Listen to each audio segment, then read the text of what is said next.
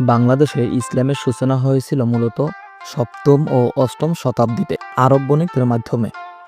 আরব বণিকেরা যখন বঙ্গোপসাগর দিয়ে বাণিজ্য করতে আসতেন, তখন তারা ইসলাম ধর্মের বার্তা প্রচার করতে শুরু করেন।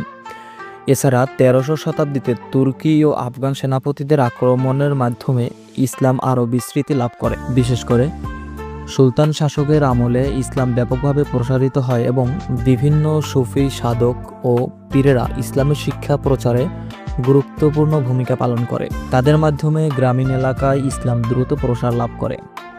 ধর্মীয় আদর্শ ও মূল্যবোধের পাশাপাশি ইসলামের ন্যায় বিচার ও সামাজিক সাম্যর দিকগুলো মানুষের মাঝে এই ধর্মের প্রতি আকর্ষণ বাড়িয়েছে।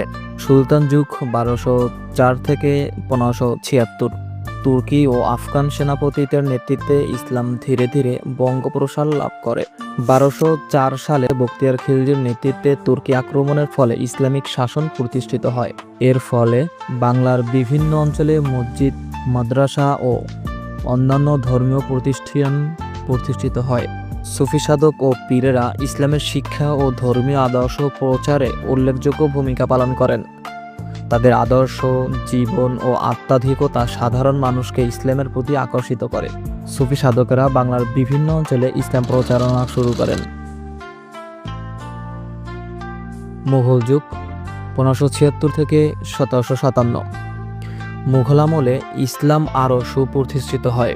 মুঘল সম্রাটেরা বাংলায় বহু মসজিদ, মাদ্রাসা ও বিভিন্ন ধর্মীয় প্রতিষ্ঠান নির্মাণ করে। এ সময় ইসলামিক সংস্কৃতি, সাহিত্য ও স্থাপত্যের ব্যাপক প্রসার ঘটে। ব্রিটিশ ও ঔপনিবেশিক যুগ ১৭৫৭ থেকে ১৯৪৭। ব্রিটিশ শাসনের সময় ইসলামিক শিক্ষা এবং ধর্মীয় প্রতিষ্ঠানগুলো কিছুটা চ্যালেঞ্জের মুখোমুখি হলেও বিভিন্ন ইসলামিক সংগঠন ও আন্দোলন ইসলামের ধর্মীয় এবং সামাজিক প্রভাব ধরে রাখার চেষ্টা করে। আধুনিক যুগ ১৯৪৭ সালে ভারত যুগের পর পূর্ব বাংলায় বর্তমান বাংলাদেশ